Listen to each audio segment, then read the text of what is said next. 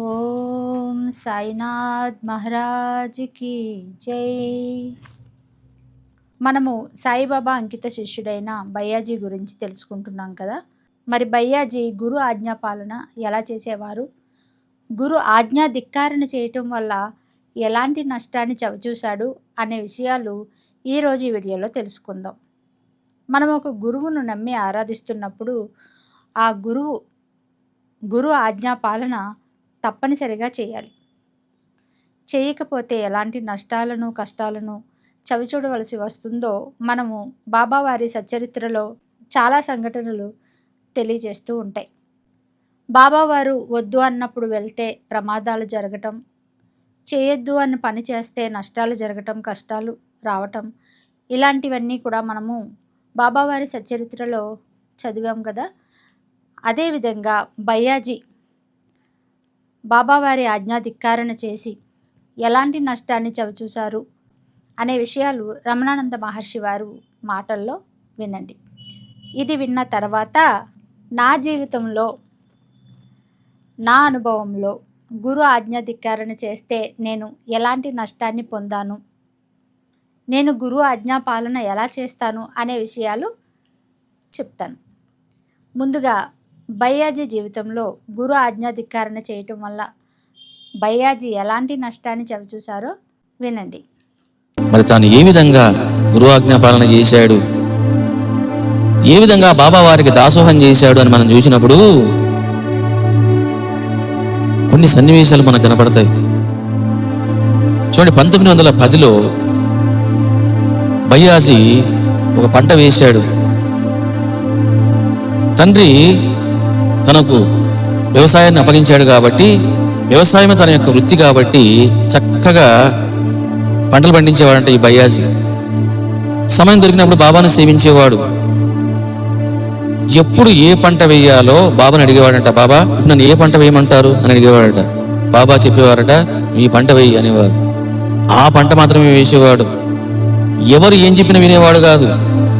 అందువలన తాను ఆనందంగా ఎన్నో లాభాలను, ఎంతో ధనాన్ని బాబా అనుగ్రహంతో పొందాడు. కానీ ఏ శిష్యుడు కూడా ఎప్పుడు గురు ఆజ్ఞాపాలన చేయలేడు. ఎందుకంటే శాస్త్రాల్లో చదవడం వేరు, జీవితంలో ఆచరణ వేరు. ఒక లివింగ్ గురువును ఆరాధించినప్పుడు, సేవిస్తున్నప్పుడు దెబ్బలు పడుతూ ఉంటాయి. శిష్యుడికి శక్తి చాలదు నిరంతరం గురు ఆజ్ఞాపాలన చేయాలంటే, ఎందుకంటే జీవితం అలా ఉంటుంది. ఒకసారి షిరిడీలో అందరూ కూడా చెరుకు పంట వేశారట. చాలా లాభాలు వస్తాయి అని చెప్పేసి అందరూ చెరుకు పంట వేశారు. మరి బయ్యాజీ యొక్క తీరు ఏమిటి? ఏ పంట వేసినా బాబా అనుమతి తీసుకోవాలి. బాబా దగ్గరికి వెళ్ళాడు. బాబా, నేను కూడా చెరుకు పంట వేస్తాను, ఎందుకంటే అందరూ వేస్తున్నారు బాబా. ఈసారి వర్షాలు బాగా పడుతున్నాయి, వాతావరణం చాలా అనుకూలంగా ఉంది, కాబట్టి మీరు అనుమతిస్తే నేను వేస్తాను అన్నాడు. అప్పుడు బాబా అన్నారు, నక్కో అన్నాడు. వద్దు అన్నాడు. ఈ వద్దు అనే మాట నచ్చలేదు బయ్యాజీకి. అరే, ఏమిటి బాబా ఇలా మాట్లాడుతున్నారు, వద్దు అంటున్నాడు ఏంటి, నాకు ఎన్నో లాభాలు వస్తాయి, అనవసరంగా నాకు ధనం రాకుండా చేస్తున్నాడే బాబా, అడ్డుపడుతున్నాడే అని మనసులో అనుకున్నాడు. సంశయపడుతూ ఉన్నాడు. దానికి తోడు చాలా మంది బాబాను విమర్శించడం జరిగింది. ఓ పాగల్ బాబా, క్యా మాలూమ్ రే, క్యూ ఐసా తుమ్ కర్తా హై, తుమ్ పాగల్ భాయ్, నువ్వు కూడా పిచ్చివాడువా? ఆ బాబా అంటే పిచ్చివాడు, అతడు ఏదో చెప్తూ నువ్వు వినడం ఏమిటి? ఇదిగో మేమంతా వేస్తున్నామే చెరుకు పంట, మేమంతా పిచ్చివాళ్ళమా? కాబట్టి నువ్వు బాబా మాటలను పక్కన పెట్టు, నువ్వు చక్కగా చెరుకు పంట వేయు అన్నారు. చూశారా, గురు ఆజ్ఞ ధిక్కారణ. ఏం చేశాడు? తాను కూడా ఎంతో డబ్బు ఖర్చు పెట్టి చెరుకు పంట వేశాడు. ఒక గురువును నువ్వు సేవిస్తున్నప్పుడు ఏ విషయమైనా సరే మీరు బాగా తెలుసుకోవాలి. ఎవరైనా సరే గురువు చెప్పినట్లు నేను చేస్తాను అనుకున్నప్పుడే ఏదైనా గురువుని అడగాలి.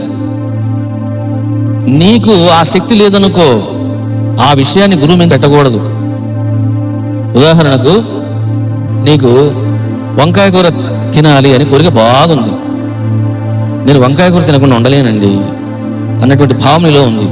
నువ్వేం చేయాలి? ఈ విషయాన్ని గురువు ముందు చెప్పమాగా. గురువు దగ్గరికి వెళ్ళి, గురువు దేవా, నేను వంకాయ కూర తినమంటారా వద్దంటారా? గురువు తినమంటే బాగుంటుంది. ఈ గుసగుస ఎందుకు? చూసారా? అసలు నువ్వు ఎందుకు అడుగుతున్నావు గురువుని? Why are asking that question? నీకు నిజంగా తినాలని ఇంట్రెస్ట్ ఉన్నప్పుడు, ఆసక్తి ఉన్నప్పుడు, ఆ యొక్క బలం కనుక ఎక్కువగా ఉన్నప్పుడు తినేసి. గురువుతో నీకు ఏం పని ఉంది? గురువు తినొద్దన్నాడా? చెప్పలేదు కదా. చూసారా? Unnecessary things. ఏం చేస్తారు? అక్కడ వెళ్ళి వంకాయ కూర తినమంటారా వద్దంటారా? గురువు ఏం చేస్తాడంటే, గురువు ఆలోచిస్తాడు. వీడు బాగా తిని నిద్రపోతున్నాడు, కానకో అంటాడు, తినొద్దు అంటాడు, వీడి ప్రాణం పోద్ది. ఏ కానకో అన్నాడు అని దిగులతో ఇంటికి పోతాడు. ఏం చేస్తాడు? ఇంకా బాధపడతాడు. బాబు నన్ను వద్దన్నాడే వంకాయ కూర, ఈరోజు పెట్టు తింటానుగా, రేపు నుంచి మానేస్తానులే, పోనీ నెల మొత్తం తిని నెక్స్ట్ మంత్ మానేనా? చూసారా?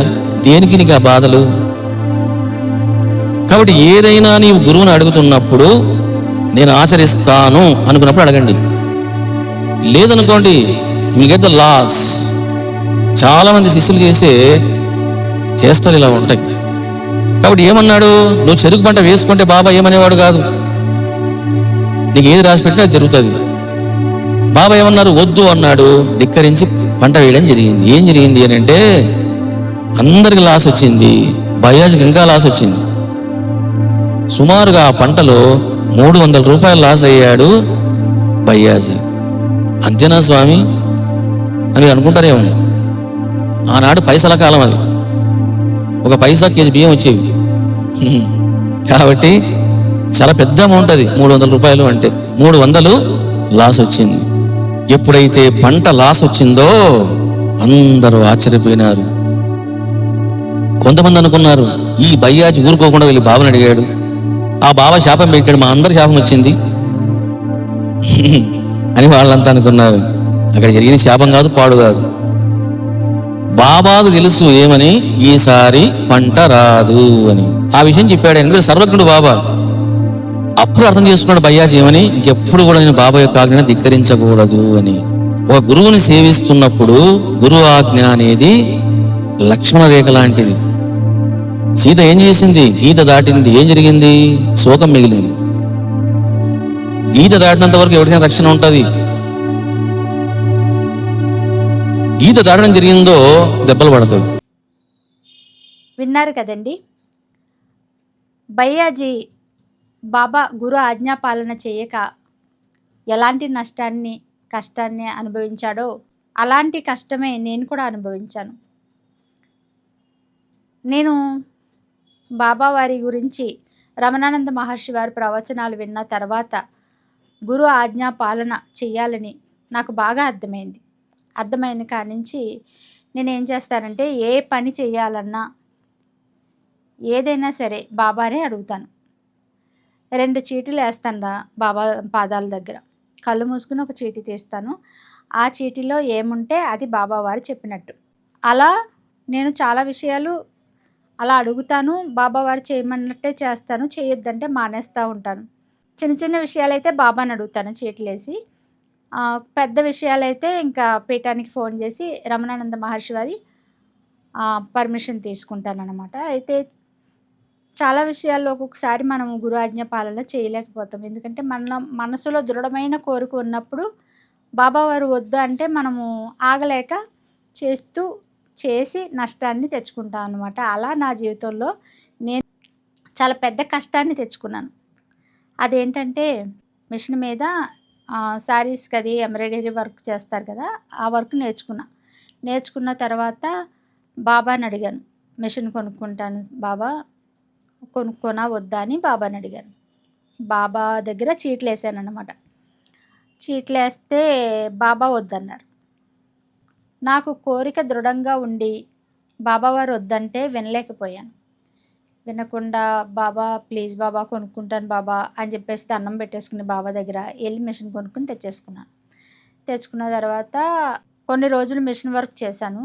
ఆ మిషన్ వర్క్ చేయటం వల్ల నాకేమైందంటే, స్పాండిలైటిస్, ఈ మెడ నొప్పి, బ్యాక్ పెయిన్, ఈ పార్ట్ అంతా నొప్పి అనమాట. ఒక సైడ్ అంతా మెడ దగ్గర నుంచి ఈ నడుము, ఈ కాలంతా లాగేయటం చాలా తీవ్రంగా అన్నమాట. ఇంకా ఇలా కూర్చుని మాట్లాడలేకపోయేదాన్ని, మెడ అసలు ఇలా నిలబెట్టలేకపోయేదాన్ని, అంత తీవ్రమైన నొప్పి. 4 అడుగులు వేయలేకపోయేదాన్ని. ఈ నడుములోంచి కాలంతా నొప్పి, సయాటికా పెయిన్, ఇలాగా తీవ్రంగా అన్నమాట. అది మామూలుగా కాదు. అయితే full bed rest, 1 year full bed రెస్ట్‌లో ఉన్నాను. అంత తీవ్రంగా ఉండేది. డిస్క్ ప్రాబ్లమ్ అనమాట. ఇక్కడ డిస్కు నరాన్ని నొక్కటం వల్ల లెగిసి నిలబడితే కళ్ళు తిరిగిపోయాయి. అంత తీవ్రమైన నొప్పి, తీవ్రమైన ఇబ్బందిని పడ్డాను. బాబా వద్దన్న పని చేసి మిషన్ కొనుక్కుని మిషన్ కుట్టడం వల్ల నాకొచ్చింది ఇది. అలా నేను 1 సంవత్సరం చాలా తీవ్రంగా బాధపడ్డాను. ఇప్పటికీ బాధపడుతున్నాను. ఇప్పటికీ కూడా నేను బరువులెత్తినా, మెడ కిందకి వంచి పనులు చేసినా, వంగుని పనులు చేసినా నడుము నొప్పి, ఇలా ఇప్పటికీ గురు ఆజ్ఞా ధిక్కారణ వల్ల నేను బాధను అనుభవిస్తూ ఉన్నాను. మరి తప్పు నాదే కదా, గురు ఆజ్ఞాపాలన చేయకపోవటం తప్పు నాదే. అప్పటి నుంచి ఇంకా నాకు బాగా గుణపాఠం జరిగింది. నేను ఏది నువ్వేం చెప్పినా సరే నేను చేస్తాను అనుకుంటేనే ఇప్పుడు నేను బాబాని అడుగుతాను. అలా నేను గురు ఆజ్ఞా ధిక్కారణ చేసి నష్టాన్ని చవిచూశాను. ఆ తర్వాత నుంచి నేను ఏది అడిగినా సరే బాబా వద్దంటే మానేస్తాను, చేయమంటే చేస్తాను. అలా నేను గురు ఆజ్ఞా పాలన పాటిస్తూ ఉన్నానన్నమాట. అదండి.